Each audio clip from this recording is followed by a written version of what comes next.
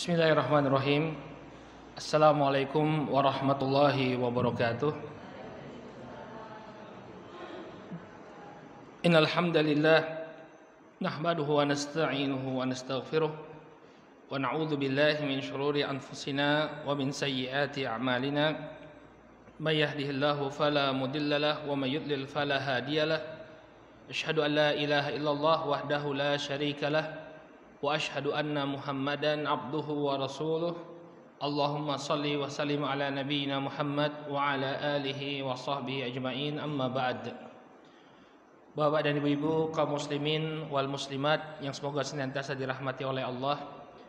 Alhamdulillah, puji dan syukur kita panjatkan kepada Allah Subhanahu wa taala atas segala nikmat yang telah Allah Subhanahu wa taala anugerahkan kepada kita semua, sehingga di malam hari ini kembali kita berkumpul di masjid yang kita cintai ini untuk melaksanakan sholat maghrib berjamaah, yang kemudian kita lanjutkan dengan majelis ilmu, melanjutkan kembali pelajaran kita membahas sirah atau perjalanan hidup junjungan kita Nabi Muhammad sallallahu alaihi wa ala alihi wasallam. Bapak dan Ibu rahimakumullah, pada pertemuan yang terakhir kita telah paparkan apa yang terjadi sebelum lahirnya Rasul sallallahu alaihi wasallam, di mana terjadi penyerangan oleh pasukan gajah yang dipimpin oleh Abrahah dengan tujuan untuk menghancurkan Baitullah Ka'bah. Namun rencana ini digagalkan oleh Allah Subhanahu wa taala. Allah Subhanahu wa taala mengirimkan sekelompok burung yang kemudian burung ini melemparkan kepada pasukan tadi batu-batu yang panas, sehingga hancur berantakan pasukan tadi dan gagallah apa yang mereka inginkan. Nah, di tahun yang sama dengan peristiwa pasukan gajah ini, Rasul sallallahu alaihi wasallam dilahirkan. Nah, sebelum kita membahas kapan Nabi sallallahu alaihi wasallam itu tepatnya dilahirkan, karena memang ada khilaf di kalangan para ulama. Suatu hal yang masyhur di tengah-tengah kita, Nabi sallallahu alaihi wasallam itu lahir pada tanggal 12 Rabiul Awal. Ini kan perayaan Maulud Nabi kan tanggal segitu.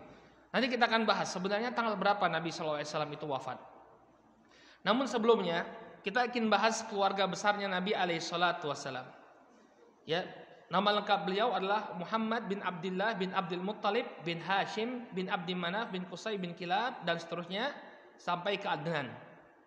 Para ulama menjelaskan bahwa nasab ini dari Rasul Shallallahu Alaihi Wasallam ke Adnan ini adalah susunan atau rangkaian nasab yang sahih.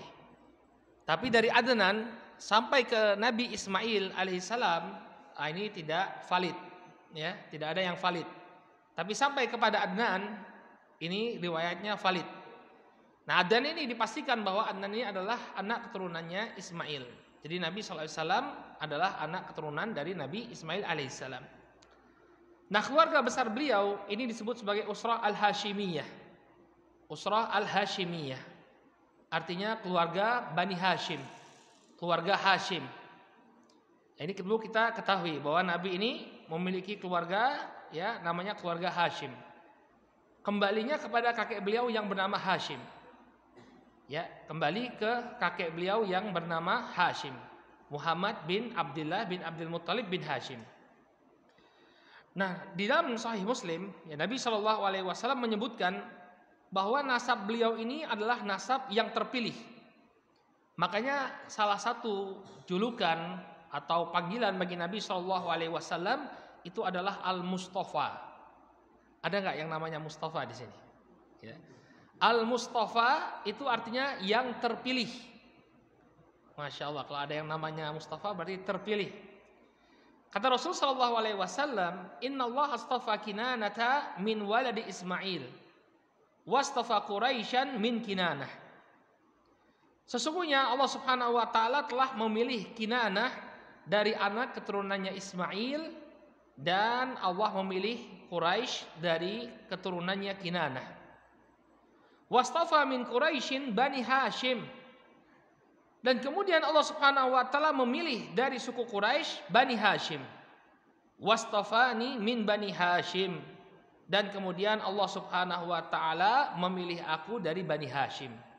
Para ulama menjelaskan bahwa ya pilihannya Allah Subhanahu wa taala, yakni nasabnya Nabi Shallallahu alaihi wasallam ini adalah orang-orang yang mulia. Dalam artian orang yang terpandang dan memiliki nama besar di tengah-tengah bangsa Arab. Jadi ini kekhususan beliau. Semuanya pilihan. Ya, dipilih dari anaknya Nabi Ismail, kemudian dari anaknya Nabi Ismail ini yang dipilih Bani Kinanah, Bani yang mulia, kemudian yang dipilih juga Quraisy, ya, dari Bani Quraisy, dari kabilah Quraisy dipilih, yakni yang paling mulianya yakni Bani Hashim. Ini semua menunjukkan tingginya nasab Nabi Shallallahu alaihi wasallam. Nah, Hashim ini sendiri, ya, nama aslinya itu Amr, ya. Jadi orang Arab itu terkadang seperti itu, ya, mereka punya nama asli dan punya julukan. Seperti Abu Bakar. Abu Bakar itu bukan nama asli, ya. Ya, nama aslinya adalah Abdullah bin Abi Quhafah. Tapi lebih terkenal dengan namanya, nama julukannya, yaitu Abu Bakar. Nah, demikian juga Hashim. Hashim ini bukan nama asli. Nama aslinya adalah Amr.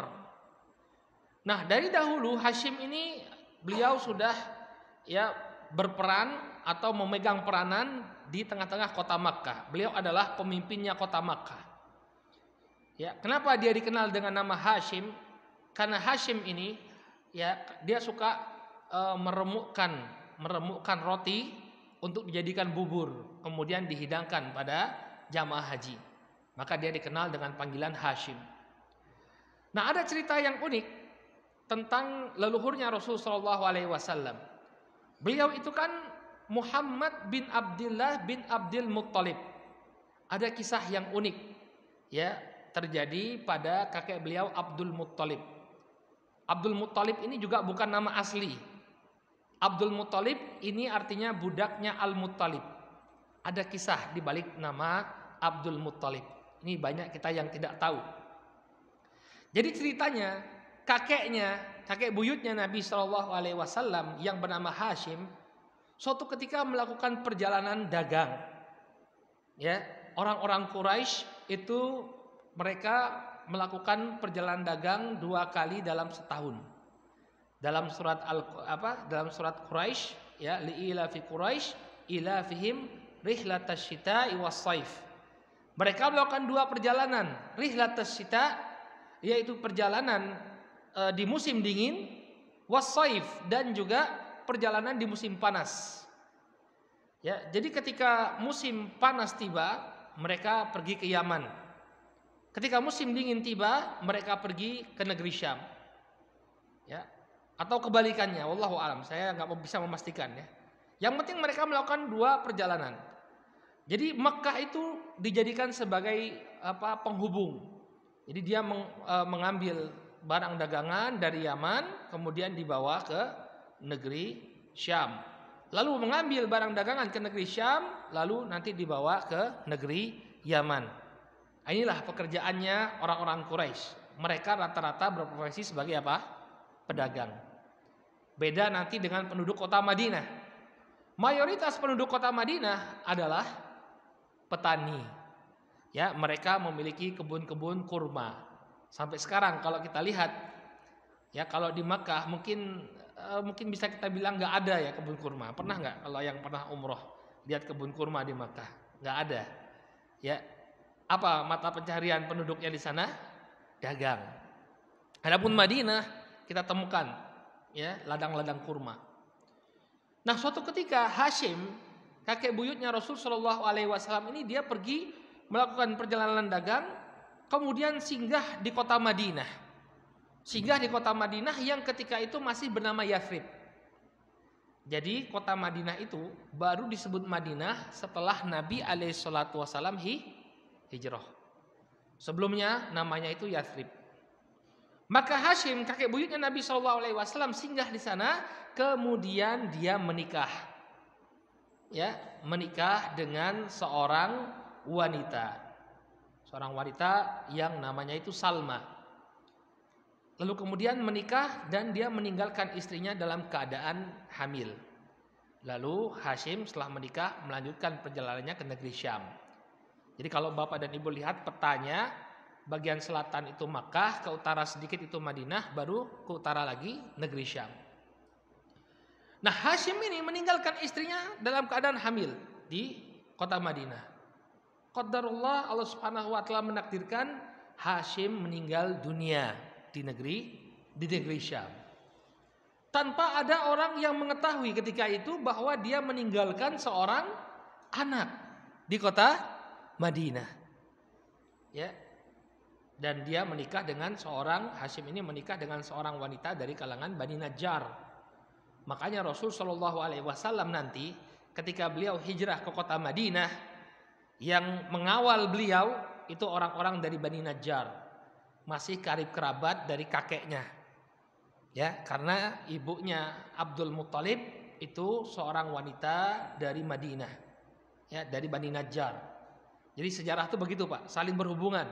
Kenapa kok Bani Najjar ketika Nabi SAW itu hijrah ke kota Madinah, mereka melindungi Nabi SAW, bahkan menyediakan tempat, mempersilahkan Nabi SAW untuk menempati suatu tanah.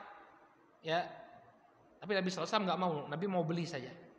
Ini karena masih ada hubungan kekerabatan dengan orang-orang Bani Najjar di kota Madinah. Maka kemudian barakallahu fiikum, ya, lama tidak terdengar kabarnya bahwa Hashim ini memiliki seorang anak, ya. Dan anak ini ketika itu diberi nama Syaibah. Jadi bukan Abdul Muttalib nama aslinya. Nama aslinya adalah Syaibah. Kenapa dia disebut sebagai Syaibah? Syaib itu artinya uban. Jadi ketika kecil, kakeknya Rasul SAW ini, dia memiliki rambut yang berwarna putih. Maka orang ketika melihat, wah ini rambutnya putih, dipanggil sebagai apa? Syaibah. Artinya orang yang berambut putih. Ya. Jadi kalau panjenengan sudah berambut putih, ya Syaibah itu. Ya. Nah kemudian, ya orang nggak tahu bahwa Hashim tadi, orang-orang Mekah ini tidak tahu bahwa Hashim itu meninggalkan seorang anak di kota Madinah atau di kota Yathrib. Sampai kemudian terdengar kabar di telinga adiknya Hashim yang bernama Al-Muttalib. Bukan Abdul Muttalib ya, Al-Muttalib. Kemudian Al-Muttalib mendengar, waduh ternyata kakak saya itu punya anak. Anaknya sekarang di Yathrib.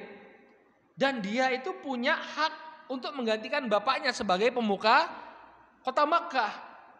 Maka kemudian apa yang dilakukan oleh Al-Muttalib? Al-Muttalib pun pergi ke kota Yathrib untuk menjemput keponakannya.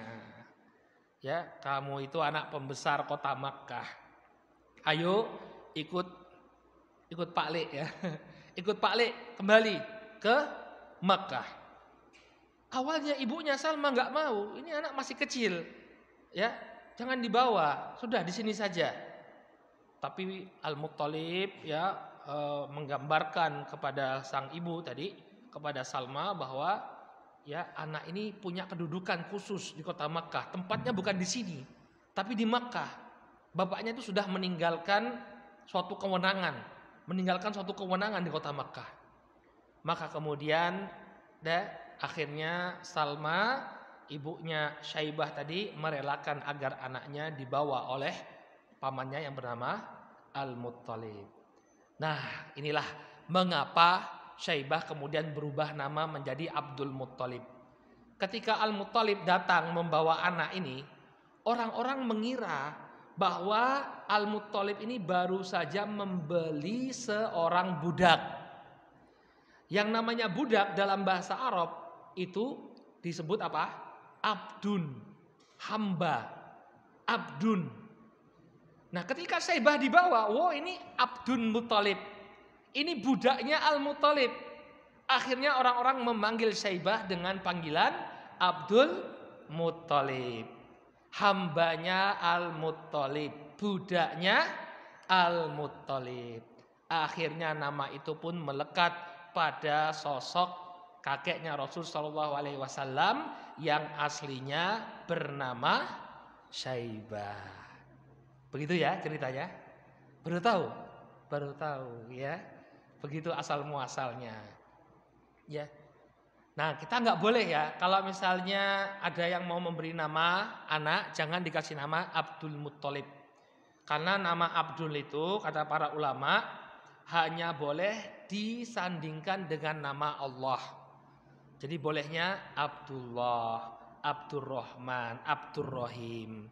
Tidak boleh Abdul Muttalib karena artinya Abdul Muttalib hambanya Al-Muttalib. Sedangkan kita ini hambanya Allah.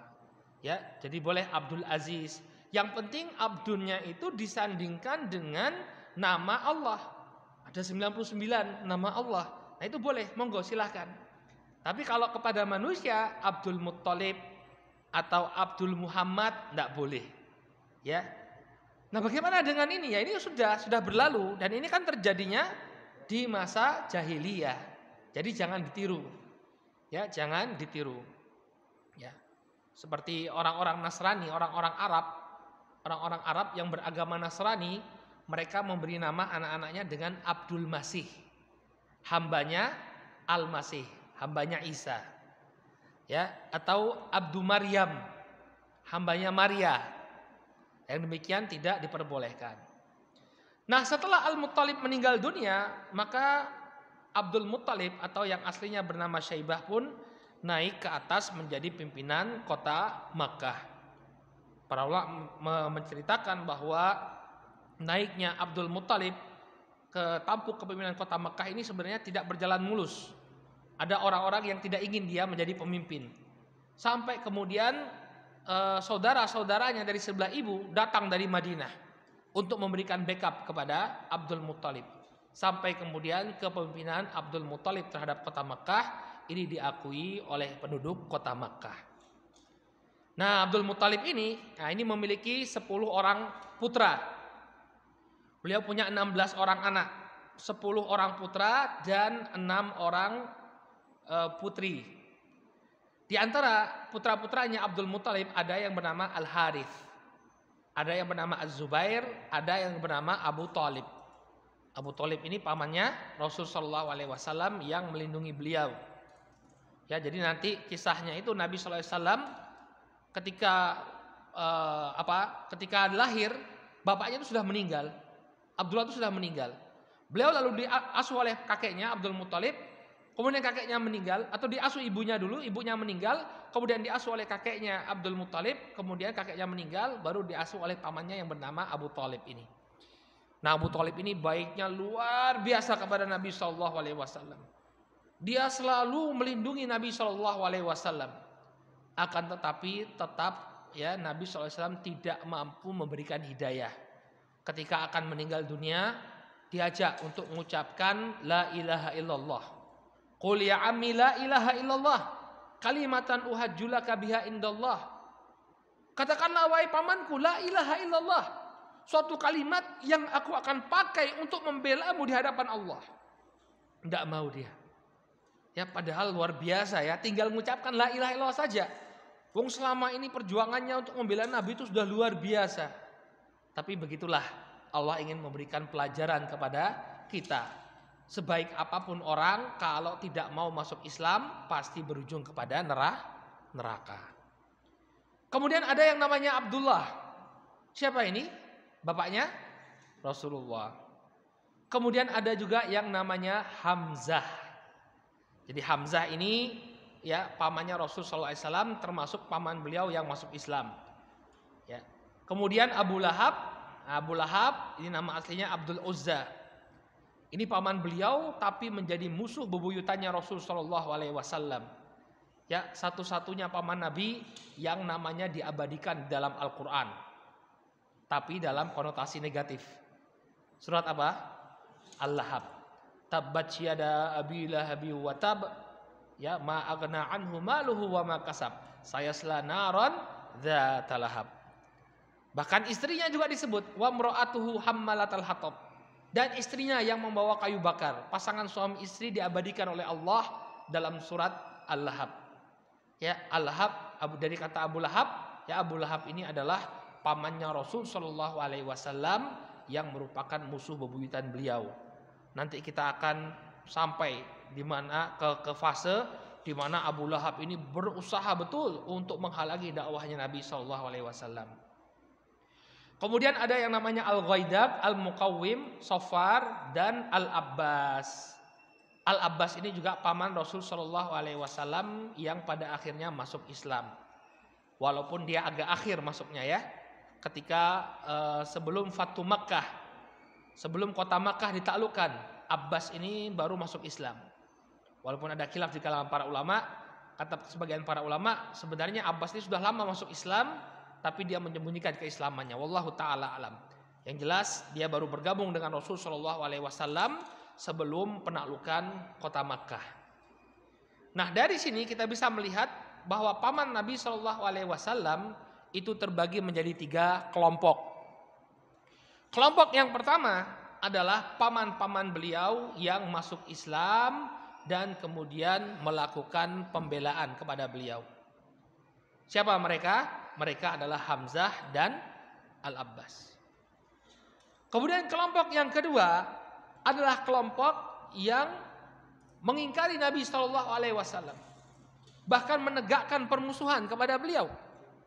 Itu siapa? Abu Lahab.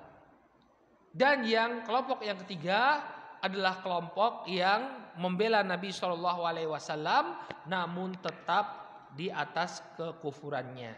Yaitu siapa? Abu Thalib. Inilah paman-paman Nabi Shallallahu Alaihi Wasallam. Ya dari 10 orang putra ini yang terkenal ya Abu Thalib, Abdullah, Hamzah, Abu Lahab dan Al-Abbas. Adapun yang selain itu, ya mungkin saja mereka telah meninggal dunia ketika Nabi Shallallahu Alaihi Wasallam lahir, atau ketika Nabi Shallallahu Alaihi Wasallam diangkat menjadi nabi, sehingga namanya tidak terlalu banyak disebutkan dalam sejarah. Adapun putri-putrinya Abdul Muttalib, diantaranya adalah Sofiyah. Sofiyah binti Abdul Muttalib ini adalah ibu dari sahabat Az-Zubair, Az-Zubair bin Awam. Ya, nanti dia juga masuk Islam. Ada ceritanya nanti ya, Sofiyah ini ketika perang Khandaq nanti pasukan kaum muslimin, kaum pria dari kalangan kaum muslimin semuanya berada di front terdepan. Ya, untuk menghadapi serangan orang-orang Quraisy dan sekutu-sekutunya di perang Khandaq. Maka kaum wanita mereka berada di belakang. Di sana ada Bani Quraidah, orang-orang Yahudi mengancam dari belakang. Maka di antara pahlawan wanita yang membuat takut orang-orang Yahudi adalah Sofiyah bin Abdul Muttalib, ibunya Az-Zubair. Ketika itu mereka masuk ke dalam rumah di mana kaum wanita ketika itu berlindung di rumah tersebut. Maka Sofiyah ini kemudian ketika mereka memanjat rumah, kemudian dipukul kepalanya oleh Sofiyah sehingga mati orang-orang Yahudi. Kemudian orang-orang Yahudi pun kabur. Wah, ternyata ada penjaganya katanya. Padahal yang memukul seorang wanita, yaitu bibinya Rasul SAW yang bernama Sofiyah bin Abdul Muttalib.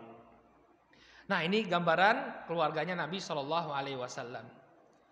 Nah, kemudian Abdullah, ayah beliau ini menikah, ya, putra Abdul Muttalib yang bernama Abdullah ini menikah dengan seorang wanita yang terhormat bernama Aminah binti Wahab, ya, dari Bani Zuhrah.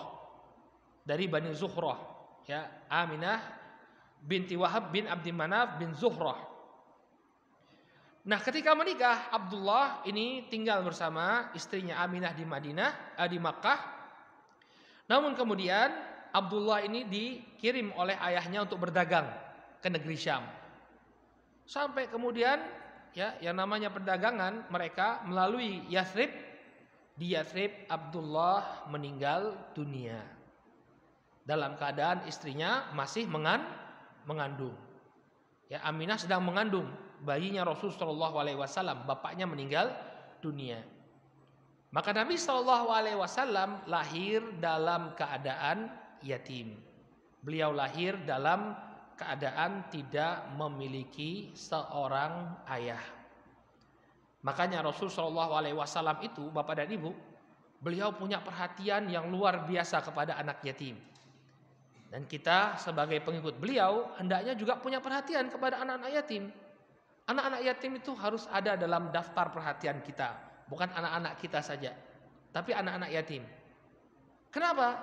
Karena junjungan kita Nabi Muhammad Shallallahu Alaihi Wasallam ini luar biasa perhatiannya kepada anak-anak yatim. Bahkan beliau menjanjikan kedudukan yang sangat dekat Ya, barang siapa yang menyayangi anak-anak yatim, nanti di akhirat dia akan ditempatkan di posisi yang sangat dekat dengan Rasul Shallallahu Alaihi Wasallam. Dalam sebuah hadis yang diriwayatkan oleh Imam Muslim dari sahabat Abu Hurairah radhiyallahu taala anhu, Nabi Shallallahu Alaihi Wasallam bersabda, "Ana wa kafilul yatim hakada, ana wa kafilul yatim hakada yaumal qiyamah," kata beliau. Ya, saya dan orang yang menanggung kebutuhan anak-anak yatim seperti ini posisinya pada hari kiamat. Beliau kemudian menunjukkan jari tengah dan telunjuk beliau. Apa maksudnya? Orang-orang yang menanggung kebutuhan anak-anak yatim nanti akan mendapatkan posisi yang sangat dekat dengan Rasul Shallallahu Alaihi Wasallam. Maka barang siapa di tengah-tengah kita yang memiliki keluasan harta dan mampu untuk menanggung kebutuhan anak-anak yatim, membantu kebutuhan mereka, maka lakukanlah. Mudah-mudahan kita mendapatkan posisi yang dekat dengan Rasulullah Sallallahu Alaihi Wasallam. Nah, ketika peristiwa pasukan gajah terjadi, ya setelah itu, ya Rasul Sallallahu Alaihi Wasallam dilahirkan. Ya, Aminah melahirkan Rasul Sallallahu Alaihi Wasallam. Perlu saya jelaskan. Adapun kisah-kisah yang disebutkan bahwa terjadi kegoncangan di istana Persia, kemudian matinya api kaum Majusi, dan kisah-kisah yang menakjubkan seputar kelahiran beliau, disebutkan oleh para ulama bahwa tidak ada sanad yang sahih. Ya, jadi cerita-cerita itu memang disebutkan masyhur di kitab-kitab sirah, namun kata Syekh Muhammad Al-Ghazali rahimahullahu taala dalam kitab Fiqh Sirah, beliau menyebutkan bahwa tidak ada riwayat yang sahih tentang kejadian-kejadian luar biasa ketika Nabi Shallallahu Alaihi Wasallam dilahirkan. Ya, wallahu alam, mungkin saja terjadi, tapi kan kita menilai keabsahan suatu kisah itu ya dari sanadnya. Kalau memang tidak ada sanadnya, maka kita tidak bisa menentukan itu benar-benar terjadi atau tidak. Ya. Nah, ketika itu Abdul Muthalib sangat bergembira ketika dia mendapatkan cucunya telah dilahirkan dengan selamat, walaupun anaknya sendiri sudah meninggal. Kakeknya sangat bergembira. Kemudian Rasul Shallallahu Alaihi Wasallam dibawa masuk ke dalam Ka'bah oleh kakeknya, lalu sang kakek bersyukur kepada Allah Subhanahu Wa Taala, kemudian memberi nama cucunya tersebut dengan nama Muhammad. Jadi yang memberi nama beliau itu adalah kakeknya Abdul Muthalib. Nah, ketika itu nama Muhammad ini nama yang kurang populer. Bukan tidak ada orang yang bernama Muhammad, ya, kurang populer. Makanya coba kita lihat para sahabat, ya, para sahabat mungkin jarang sekali atau bahkan tidak ada, ya. Sejauh yang saya tahu tidak ada sahabat yang bernama Muhammad. Baru muncul generasi setelahnya, baru ada namanya Muhammad bin Abi Bakar, anaknya Abu Bakar ada, namanya Muhammad. Tapi yang sejaman dengan Nabi Shallallahu Alaihi Wasallam, ya itu bisa dibilang tidak ada. Ya, sebagian ulama memberikan faedah, ada ternyata, ada cuma 1-2 orang saja ketika itu yang bernama Muhammad. Tapi alasannya lucu sekali, Bapak dan Ibu. Kenapa orang-orang tersebut diberi nama Muhammad? Ceritanya, bapak-bapak mereka adalah para pedagang. Sebagaimana mayoritas orang-orang Quraisy, ya, mereka pedagang. Kemudian ketika mereka berdagang ke negeri Syam, mereka bertemu dengan ahlul kitab, bertemu dengan orang-orang Yahudi, bertemu dengan orang-orang Nasrani. Kemudian orang-orang Yahudi dan Nasrani ini mengkhabarkan kepada mereka, nanti akan muncul nabi akhir zaman, namanya adalah Muhammad. Maka mereka terinspirasi dengan kisahnya orang-orang Yahudi ini, lalu mereka pun memanggil anak-anak mereka atau memberi nama kepada anak-anak mereka dengan nama Muhammad. Tapi ternyata anaknya bukan nabi, ya. Yang nabi Muhammad bin Abdullah bin Abdul Muthalib. Jadi orang-orang Yahudi dan Nasrani itu sudah tahu akan muncul nabi akhir zaman, dan namanya pun bahkan disebutkan dalam kitab suci mereka. Namanya adalah Muhammad. Ya. Itulah sebabnya mengapa mereka tadi memberi nama anaknya Muhammad dengan harapan nanti anaknya yang jadi nabi. Ternyata bukan. Ya. Itulah sebabnya mengapa orang-orang Yahudi itu berkumpul di kota Madinah. Karena mereka sudah mendengar penjelasan dari kitab suci mereka, nabi akhir zaman itu akan muncul di tengah-tengah ya kebun kurma, di tengah-tengah daerah yang subur dengan kurma. Makanya kemudian mereka tinggal di Madinah karena Madinah itu banyak kebun kurmanya. Demikian juga Salman Al-Farisi. Ya, Salman Al-Farisi, beliau berpindah dari satu tempat ke tempat yang lain untuk mencari tempat yang dipenuhi dengan pohon kurma, yakni Madinah. Kenapa? Karena dia sudah mendengar dari gurunya, seorang pendeta Nasrani, bahwa Rasul akhir zaman itu dilahirkan atau akan muncul di tengah-tengah ladang kurma. Ya, jadi Rasul kan hijrah nanti ke kota Madinah.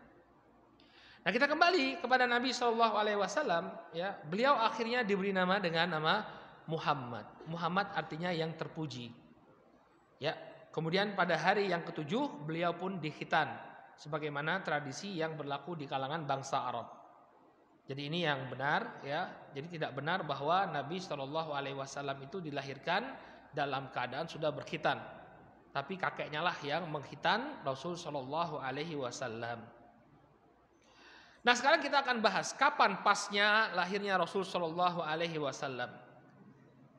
Ya, para ulama sepakat, Bapak dan Ibu yang dimuliakan oleh Allah, bahwa Nabi Shallallahu Alaihi Wasallam itu dilahirkan pada bulan Rabiul Awal, tahun gajah, pada hari Senin. Sampai di sini mereka sepakat. Jadi Nabi SAW itu lahir di tahun gajah, bulan Rabiul Awal, dan di hari Senin. Ya. Jadi kalau di tahun gajah itu ada sebuah athar dari seorang sahabat, ya, beliau menyebutkan bahwa aku dan Rasul Shallallahu Alaihi Wasallam lahir di tahun yang sama, yaitu di tahun gajah katanya. Ya, jadi beliau lahir di tahun gajah. Kemudian di Rabiul Awal, ini sepakat para ulama. Ya, dan di hari Senin. Nabi SAW lahir di hari Senin.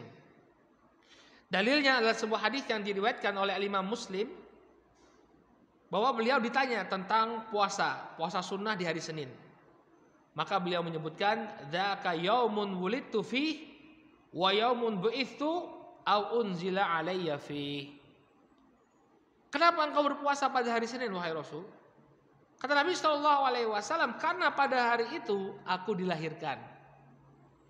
Jadi Nabi SAW itu dilahirkan pada hari Senin. Wa yaumun bu'itsu au unzila alayya fi.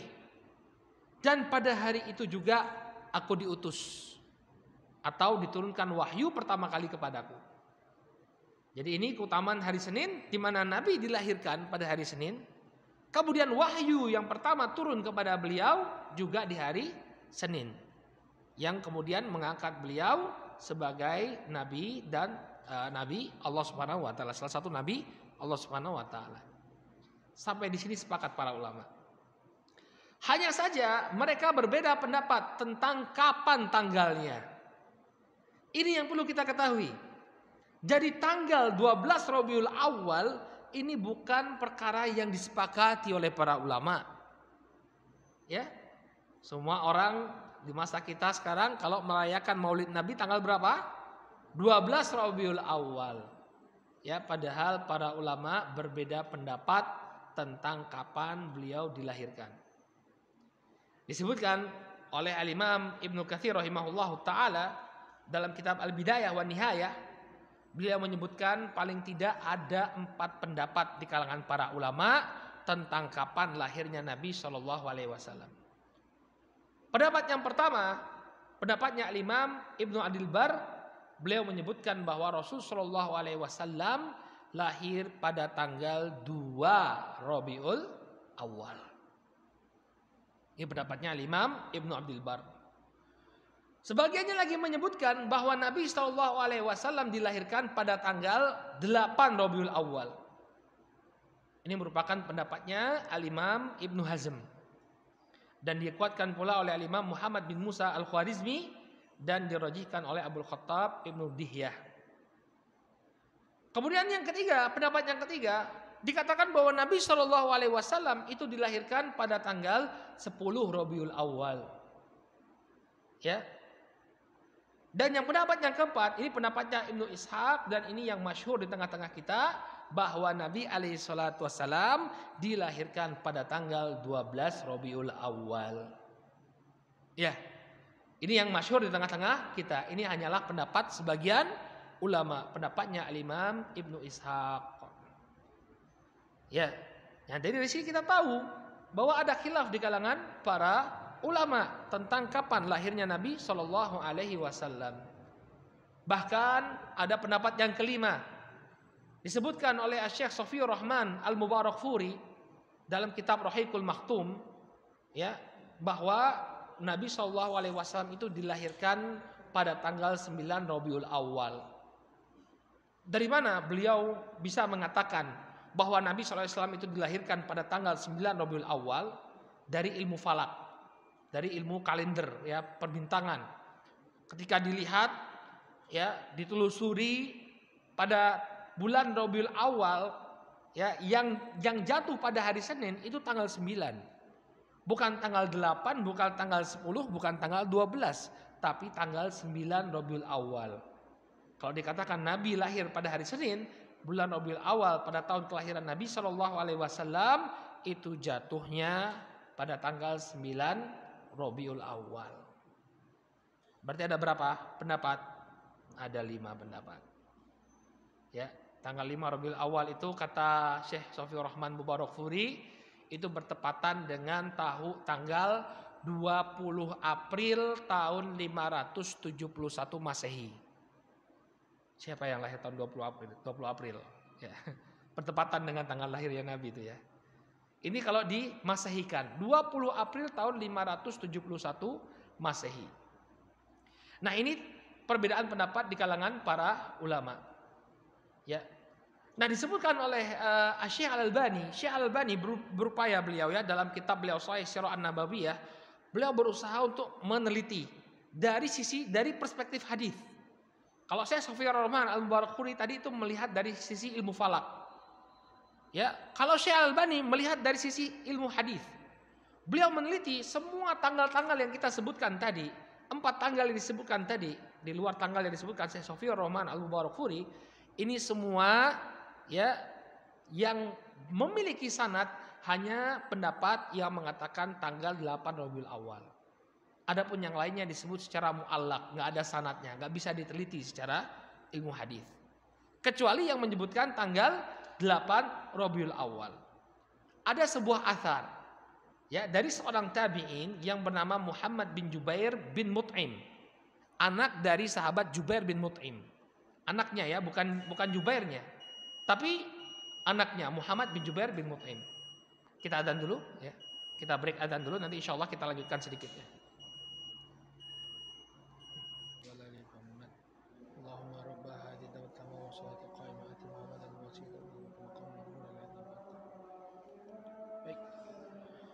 Bismillahirrahmanirrahim. Wassalatu wassalamu ala nabiyyina Muhammadin wa ala alihi washabihi ajma'in. Amma ba'd.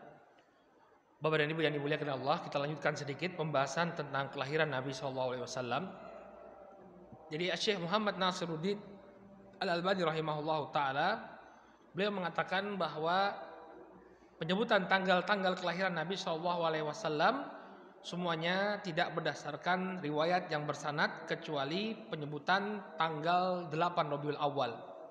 Kata beliau dalam sebuah riwayat dari seorang tabi'i yang bernama Muhammad bin Jubair bin Mut'im, beliau menyebutkan bahwa Nabi SAW dilahirkan pada tanggal 8 Rabiul Awal. Sehingga inilah pendapat yang paling kuat, kata Syekh Muhammad Nasiruddin Al-Albani rahimahullah, bahwa Nabi SAW itu dilahirkan pada tanggal 8 Rabiul Awal.